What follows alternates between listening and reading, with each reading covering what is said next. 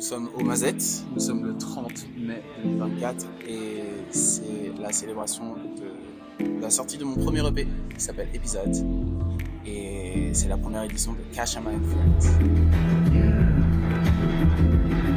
Une idée dont j'ai toujours eu par le concept Cash and My Friends. Je vais te confier un de mes plus grands rêves, c'est d'avoir un festival qui s'appelle Cash and My Friends, presque à la même échelle d'un Wheel of Green ou encore The Best Day Ever comme Aminé l'a fait récemment. Donc, ouais, Cash and My Friends. Donc, du coup, c'est vraiment la première édition et on n'est vraiment pas fermé à l'idée d'avoir une deuxième édition et plusieurs autres.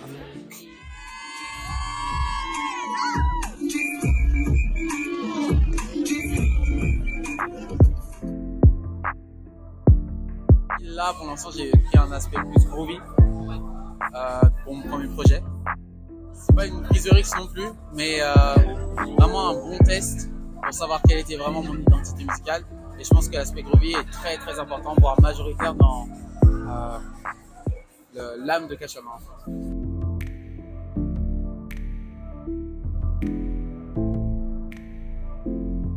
Je jongle entre Ketramada et Anderson .Paak. La palette plus Anderson .Paak, c'est Adam qui gère vraiment ça parce que c'est lui qui s'occupe de la prod. Et moi, niveau influence, vu que j'aime bien l'aspect bounce, ce qui est bass et les mélodies, et ben, je prends ça de Ketra. Et c'est pour ça que c'est une de mes plus grosses influences.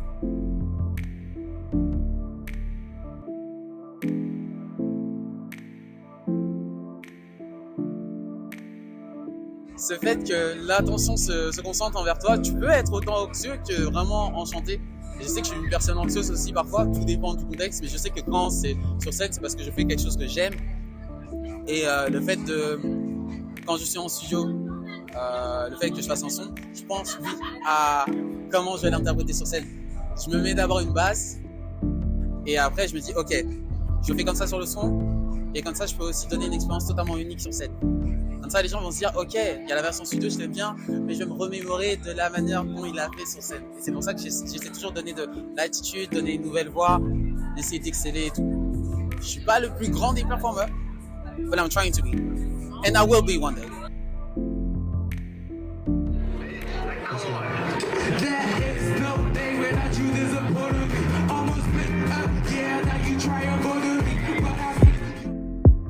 En prenant le nom de Kashama, c'est très symbolique parce que déjà c'est le nom que mes parents m'ont donné, c'est mon deuxième prénom.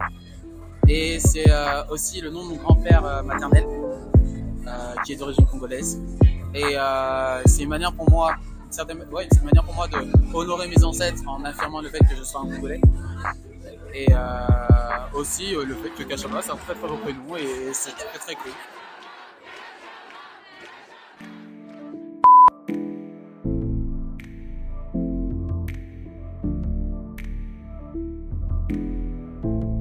Pour l'instant, c'est le clip que j'ai le plus aimé tourner parce que tout était vraiment opérationnel.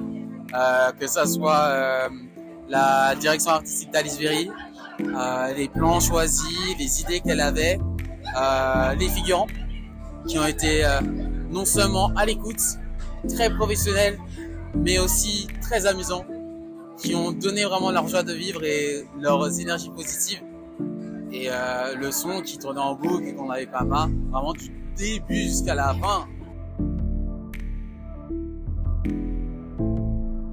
Le fait de boss up, vraiment, c'est un truc dont j'ai réalisé en prenant du recul. Si je dois comparer avec Mr. Elio, je sais que j'étais encore sur mes réserves et que je prenais les choses un peu facilement et j'avais pas pris vraiment du recul sur l'aspect musical en tout, que ce soit l'industrie ou vraiment se surélever, alors que Kashama se veut être plus conscient des choses, et être plus sincère et vraiment être à l'écoute de ce qui se passe. Donc, du coup, c'est pour ça que, en prenant les infos de ce qui se passe autour, je me dis ok, il faut que je tape sur cet endroit-là pour mieux être performant à l'avenir. Donc, c'est pour ça que